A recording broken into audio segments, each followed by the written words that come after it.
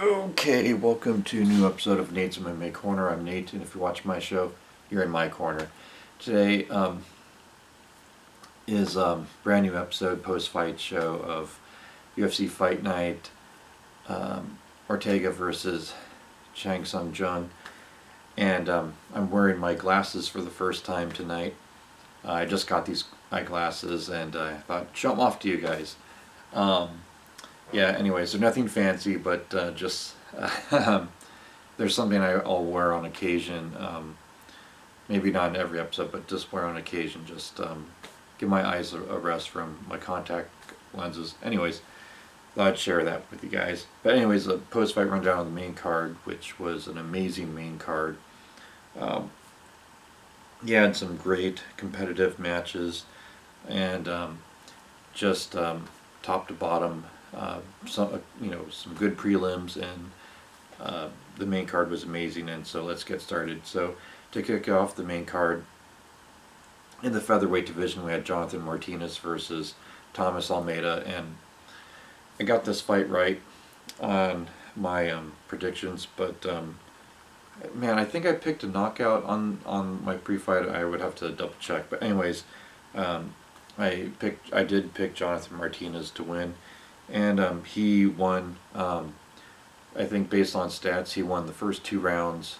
If you're going off strikes per round, he won the first 2 rounds and lost the third round, so that would make it 29-28.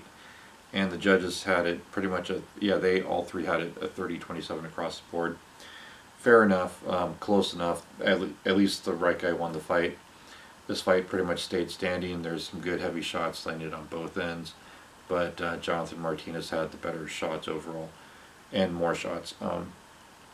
Then in the welterweight division, we had James Cross versus Claudio Silva, and I just knew that the experience for James Cross would be a factor here. And yeah, he's cornering a lot of fighters, and I think a lot of the commentators were saying that James Cross needs to focus more on himself for the time being, due to the fact that he's still an active UFC fighter.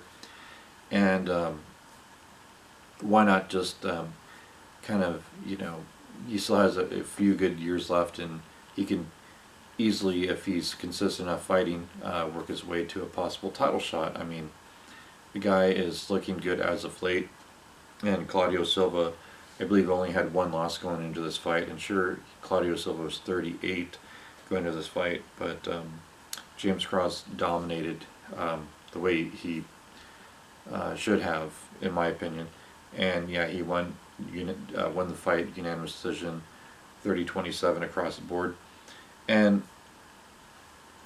James Cross, he was stuffing takedowns, he was getting dominant positions, he was working the jab. I mean, he was just the total package in this fight. And I think he's a fighter that's only getting more fight IQ as time goes on, whether it be cornering fighters or his fight experience. But anyways, I think James Cross is looking good. Then, and I also think James Cross should get a top 15 opponent in his next fight. Then in the light heavyweight division, we had Jimmy Crute defeat Modestas Bukauskas, and Jimmy Crute, I picked him to win. He, I believe, only had 1 or 2 losses going into this fight, and he looked amazing. KO punches, round 1, amazing knockout. I mean, they had to pretty much pull him off. He just kept landing those heavy shots. After Modestas fell on the ground, Jimmy Crute looked amazing, and I can't wait to see more of him. I love, as all of you know, I love watching finishers in fights, and Jimmy Crute is definitely no exception to that rule.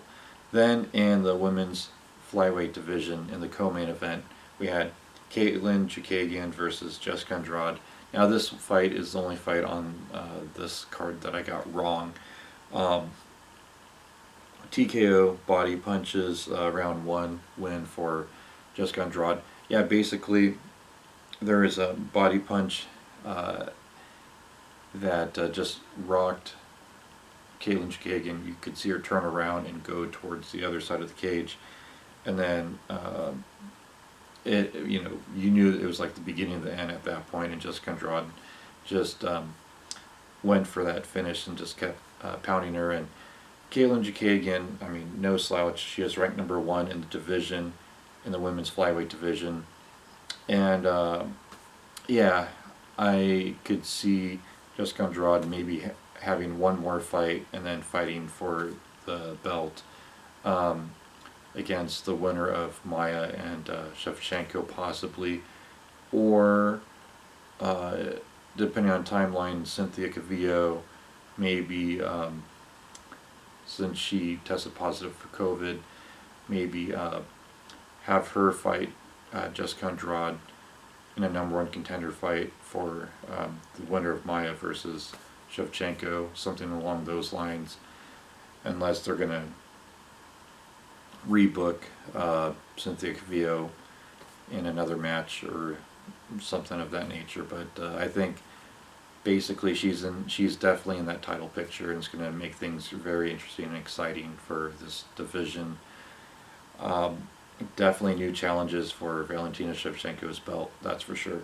Then in the men's featherweight division, in the main event, we had Brian T-City Ortega defeat Chang Sung Jung, and a lot of people were thinking that Chang Sung Jung would just dominate on the stand-up and Brian Ortega would have to take it to the ground. However, Brian Ortega, like I said on my pre-fight show, he has a chin, he can take shots, and if he kept eating those shots, he's gonna be closing that gap, really pushing for those takedowns, and all it takes is for him to get one takedown per round, or enough takedowns that went on those scorecards. And once he gets those takedowns, ground and pound, add up those points on the judges' scorecards, and Brian Ortega could walk out with a decision.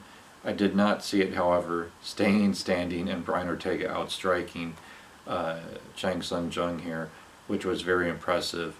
But nonetheless, I did have Brian Ortega winning this fight, and he is next in line for the featherweight championship of the world. At current times, Alexander Volkanovski's belt. It's going to be very interesting to see Brian Ortega versus Alexander Volkanovski, especially since Alexander, a lot of people felt Max Holloway beat him in the rematch, and this new skill set that we've just now seen of Brian Ortega, where he's truly a stand-up guy, outside of the cage with donating his hair, but also inside the cage. Props to Brian Ortega for donating his hair to kids that could use the hair. And yeah, just it's going to be a good, exciting fight to see when Alexander Volkanovski defends the belt against Brian Ortega, because Volkanovski tries to wrestle him, takes Brian Ortega to the ground. Now he has to worry about submissions, but if it stays standing, there's something there that Brian Ortega can use now, and Alexander has to worry about that, so it's going to make it a very exciting fight. So that wraps up the post-fight show for this main card. Stay tuned, as always, for my pre-fight show for UFC 254, Khabib versus Gaethje, and that's for the unified UFC lightweight title, champion versus champion, title for title. And until then, see ya.